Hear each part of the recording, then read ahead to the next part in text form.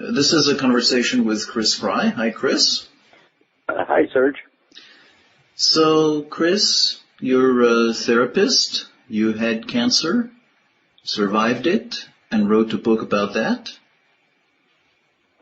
Exactly. I was diagnosed as a stage 4 throat and neck cancer survivor in 2007.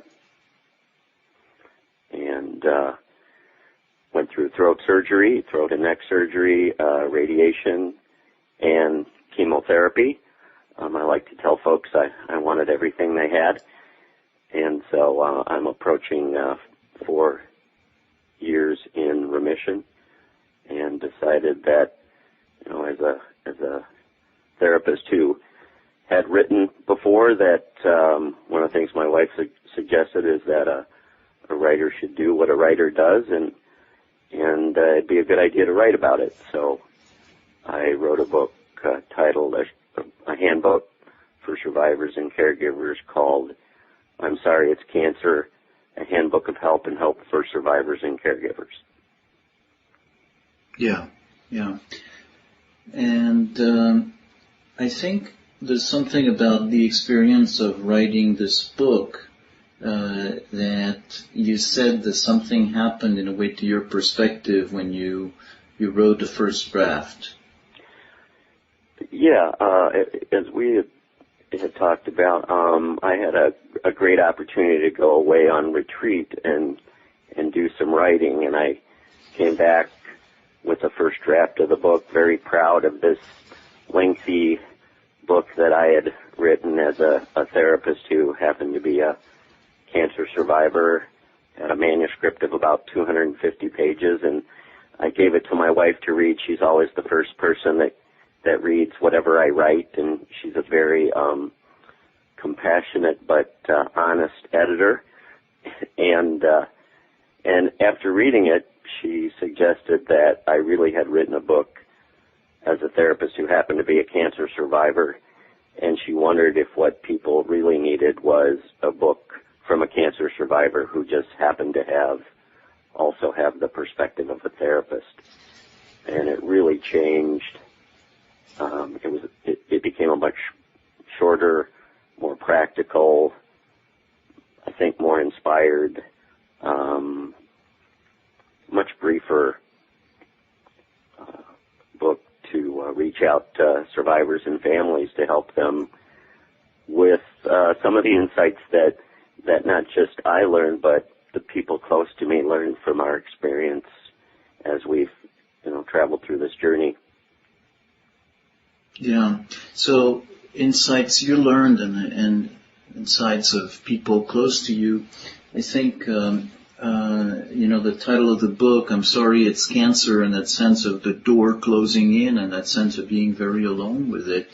And what comes across from reading it is actually exactly the opposite of that kind of despair, but absolutely not in some kind of Pollyanna, rosy, everything is wonderful way, rose-colored glasses, but something very real, and at the same time that sense of not being alone. Very much so. The title actually comes from the actual appointment when I was diagnosed, and the ENT, the physician, came in and looked at me with a very sad face, and she said, "I'm sorry, Mr. Frey, it's cancer." And the person that was sitting next to me, in that there was that immediate moment of isolation and aloneness, and then I looked to my left, and my wife was sitting there, and her compassion and her own sorrow and her own fear just radiating out of her. So from that very moment, I began to feel the connection. Very much so, as you just mentioned. It's not. I didn't experience this nor write about it as any kind of Rebecca of Sunnybrook Farm kind of experience. Very difficult, painful, and challenging. At the same time, I just had amazing care and an amazing support system of people so the first kind of key aspect of the book that I wrote about is, you are not alone. We are not alone, whether it's cancer or any number of other life challenges that people face. That by nature, I'm a social being, and we're beings of connection, and I did not go through this in isolation. Yeah. So maybe we can talk a little bit about how that happened, what happened. Mm-hmm. Yeah, I think for me it was very much a combination of people I've had in my life, and being a therapist and a social worker, I've valued connection and relationship and support systems for many, many years. So it's something that I'd certainly devoted energy to before, and encourage other people that I work with and assist and are close to me to develop too. So there's that piece of, I think, for me and for lots of survivors, that first piece of looking around and saying, who's already there, who already exists in connection with me that can be a part of how I walk through this very difficult time. Some of us have a tendency, I think, to maybe look for one person, and I was fortunate enough to have that primary person in my life who's a fabulous, caring, compassionate woman. At the same time, though, there's just so much larger system for many of us of people who can fulfill a number of different roles. Some big, some small. Some people were there for me every day. Some people came and went, and some people I connected with in terms of new relationships, just in a moment. At times, we would find that there would be one question or one concern or one fear that we were stumped on, and it would seem that if we kept our eyes and ears open, someone would pass through that would have that one small piece that we needed in that moment. And an example I use is that I would go to radiation, and frequently there was a man before me and a man after me. They were not men I knew or had any previous relationship with. However, we had this little small group, this small support group, where we would compare stories and struggles and side effects and frustrations, and talk about our families and our work. To this day, as I wrote, I don't remember what their names were. I've never seen them since then, but for a few months we had a little informal men's support group that just came out of that necessity that we had as we were sitting there getting ready to walk into that room and have that machine work on our cancer.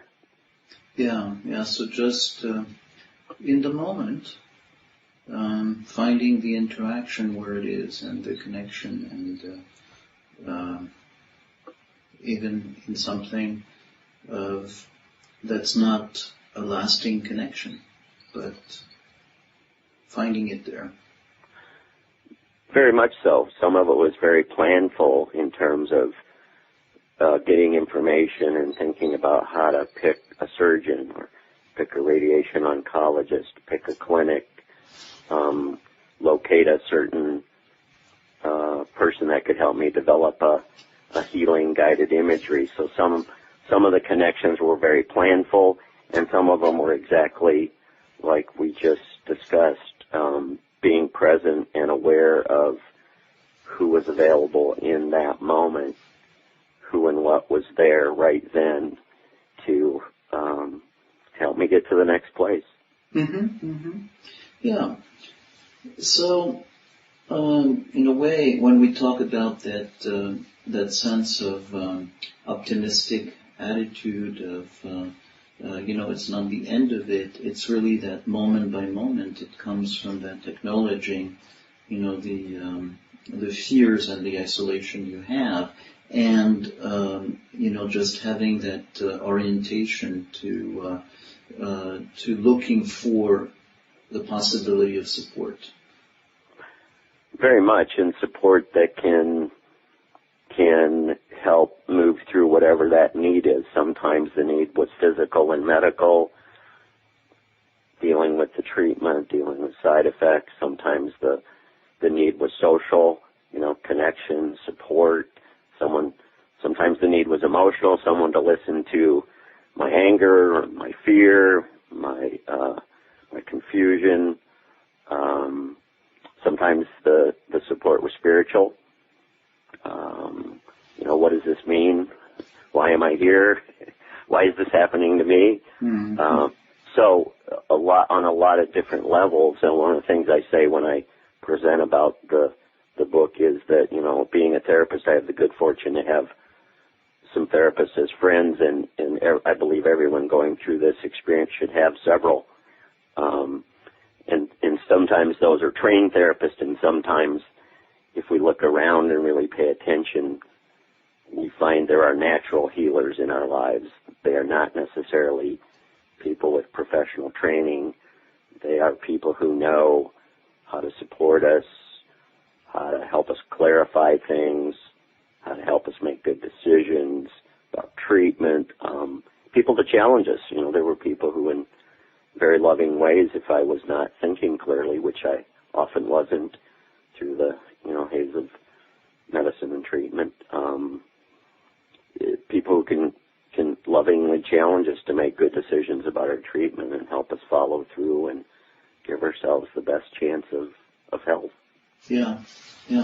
So in that sense, you are, again, not negating at all the difficulties, the fears, and all the, the difficult aspects of having cancer, but at the same time, noticing how that these are circumstances that enabled you to discover the existence of support, the fact that you're not alone. Very much, and one of the things I encourage a lot of folks to think about in this situation is who is there that you can turn to, and oftentimes we have a ready response in terms of one or two people that we've relied upon a great deal in our lives. However, cancer and I think other life challenges can call us to look a little deeper and realize that maybe there's someone there that would be a greater support if we would allow them in, if we would open our hearts a bit, or maybe there's someone there that we've maybe even had a somewhat contentious relationship with at times that could be an asset if we would allow it, or someone who could provide one function. I have people tell me, well, this person's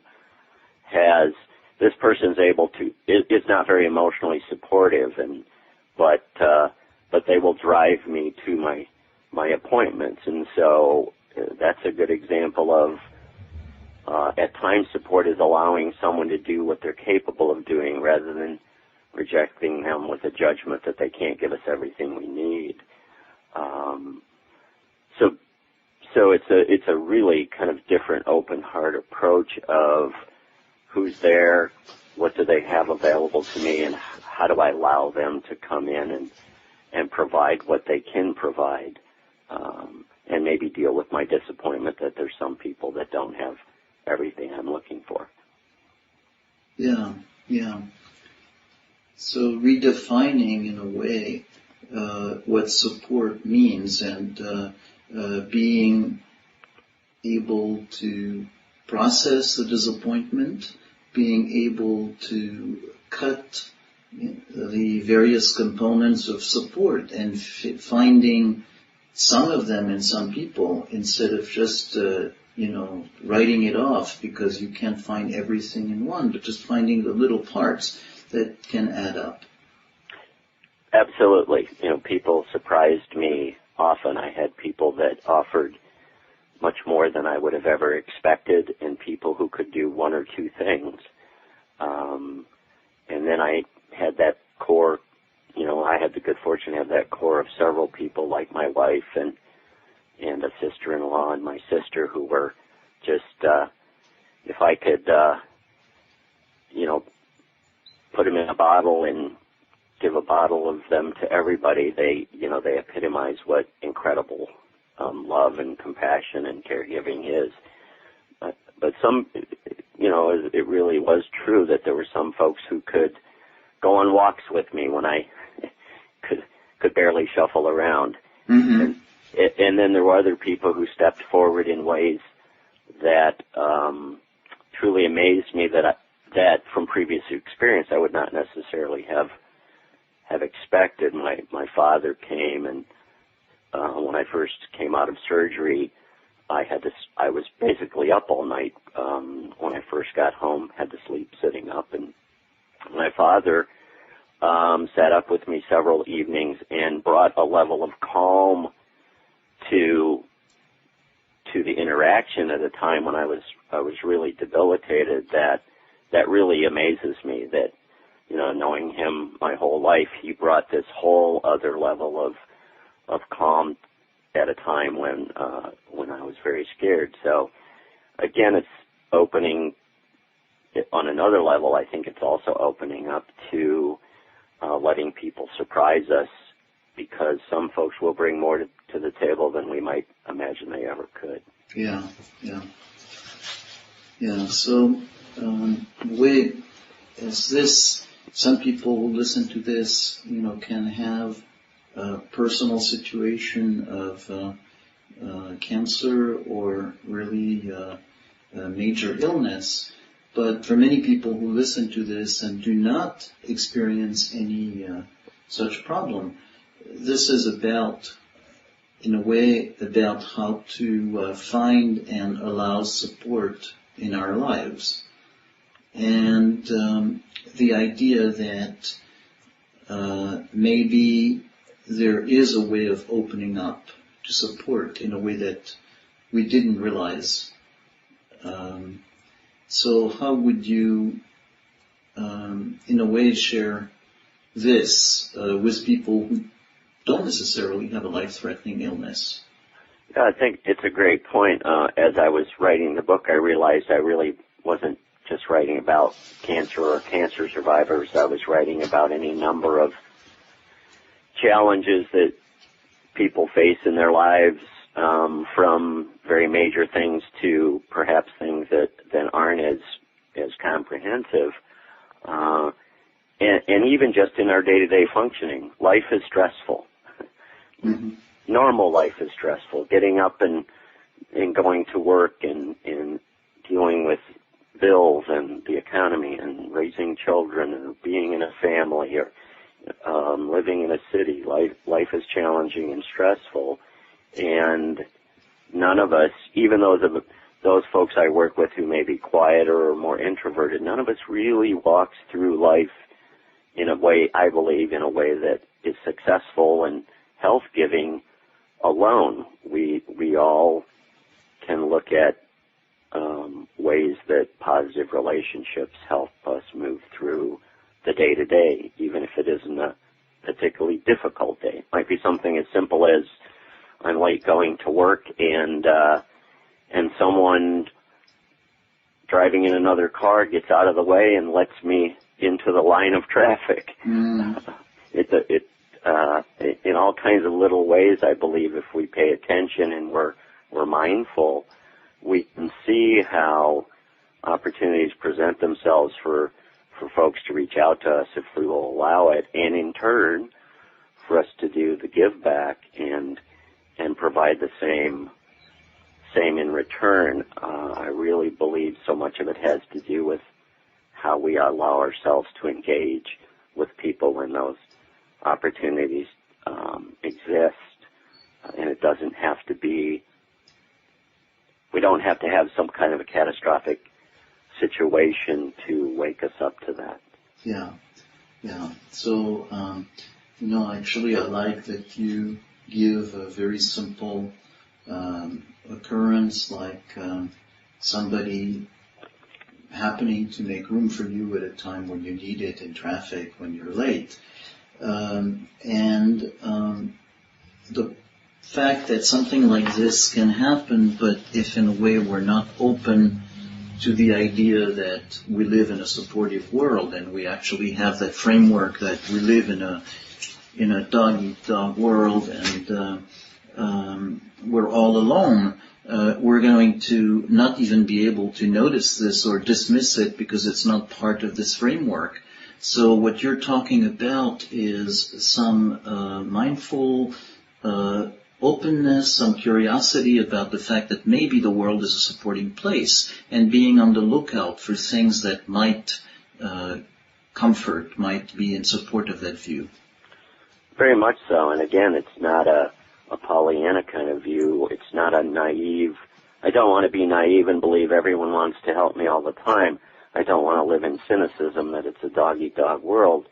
My reality is that each day, whether I'm dealing with a major challenge or not, I have opportunities to provide moments of support and caring and concern and compassion for others, and I have an opportunity to see that I'm receiving those too, and oftentimes they happen in very, very simple moments, very, very simple acts of kindness that people do all the time. And if I take those in, they certainly balance out my anxieties and fears and frustrations and worries. Yeah. So, in your answer, you said, I don't live I don't have this Pollyannish vision of the world. And the book also, you talked about very practical things, and you were not trying to present, a rosy picture of, it's all wonderful and so on and so forth. So, in a way, another thing that I take away from this view is the sense that, the world, our life, our experience is going to be this mosaic of things, and some of them are going to be attacks, and some of them are going to be unpleasant, and some of them are support moment and wonderful moments. And what it is the organizing principle around it is the fact that as a human being, we have the capacity to actually have some kind of a choice, some kind of a filter on what we focus on, in order to be able not to negate the fact that there's all kinds of problems, but to focus a little bit more on the things that are helpful to us and are a sense of support. Very much. One of the kind of second underlying foundational ideas of the book, the first one being we are not alone. A second fundamental idea is that, at least for cancer survivors and caregivers, it is we are not simply recipients of care, we're members of the team.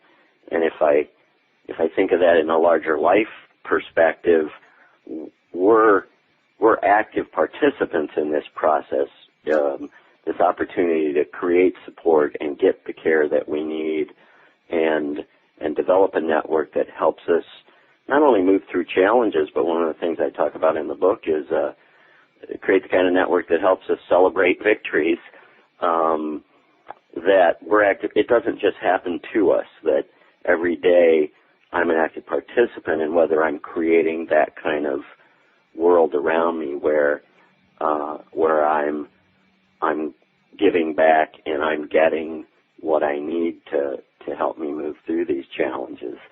So I really think, particularly to disease and medical care and illness, oftentimes many of us have learned either a very passive approach or a very aggressive approach. The passive being, there are medical experts and they will either heal me or they will not. And the aggressive approach is, I'm going to tell them what they better do and they better do it right. Somewhere in the middle is a belief I developed in my own treatment, and it really comes from my wife and watching her interact with my medical team when I had trouble doing that. And the idea I say in the book is that my wife comes from a place of respect and expect. And that she interacted with folks in a very respectful way with the expectation that loved one would receive excellent care. Yeah. So there was a real strength in that. There was a real persistence in that. It's not a passive approach. It's a very participatory, active approach. At the same time, it was a very respectful and relational approach that the people who were helping us get through this were not just tools for us to use. They were other human beings. Bernie Siegel, the great surgeon and healer and cancer specialist, says that when you go to your clinic today, remember to thank the people that are working with you and helping you heal your pain, because they left their own lives and their own families and their own concerns to come work with you today. Beautiful. And that was, and I saw that happen in a very live way through my wife, as perhaps a nurse would come in on the late shift and I was not communicative yet very much, and maybe she was tired and maybe she was busy and maybe she was a little grumpy, and I would watch my wife engage with her and tell this nurse a little bit about who I was and what I did for my work, and then she would see that the nurse had a charm bracelet on, and she would say, "Oh, is that from your children?" And she would take a moment to find out that the nurse had 2 children, and next thing I knew, I was having an interaction with that nurse I was not just this medical patient, I was this person, and we were having a brief moment of a real human contact. And I absolutely believe because of that, in that moment, my care was better. Yeah, yeah. So that's a really wonderful example, very, very, very practical and clear, of this respect and expect, and how that reintroduces the relationship of 2 human beings in the middle of that medical process. Exactly. It's I just had to keep reminding myself that just like the work I do every day, it's a partnership. As a therapist, as a social worker, we're taught that healing is a partnership, and so there are whatever the issue in life is, if it's a challenge at work, if it's a challenge in your family, if it's, as I said a moment ago, getting into the flow of traffic in rush hour, it's a partnership. And that's how we get where we go, I believe. And for some people, that partnership is not, in addition to other human beings, it's their spiritual life also. It's whatever folks walk with in terms of their view of the universe or higher power or a supreme being. It's all kinds. I really believe on all kinds of levels, the healing is relational. Thanks, Chris. This conversation is part of the What Sustains Me project. See the website at whatsustainsme.com. I saw that happen in a very live way through my wife, as perhaps a nurse would come in on the late shift and I was not communicative yet very much, and maybe she was tired and maybe she was busy and maybe she was a little grumpy, and I would watch my wife engage with her and tell this nurse a little bit about who I was and what I did for my work, and then she would see that the nurse had a charm bracelet on, and she would say, "Oh, is that from your children?" And she would take a moment to find out that the nurse had 2 children, and next thing I knew, I was having an interaction with that nurse I was not just this medical patient, I was this person, and we were having a brief moment of a real human contact. And I absolutely believe because of that, in that moment, my care was better. Yeah, yeah. So that's a really wonderful example, very, very, very practical and clear, of this respect and expect, and how that reintroduces the relationship of 2 human beings in the middle of that medical process. Exactly. It's I just had to keep reminding myself that just like the work I do every day, it's a partnership. You know, as a therapist, as a social worker, we're taught that healing is a partnership, and so there are whatever the issue in life is. If it's a challenge at work, if it's a challenge in your family, if it's, as I said a moment ago, getting into the flow of traffic in rush hour, it's a partnership.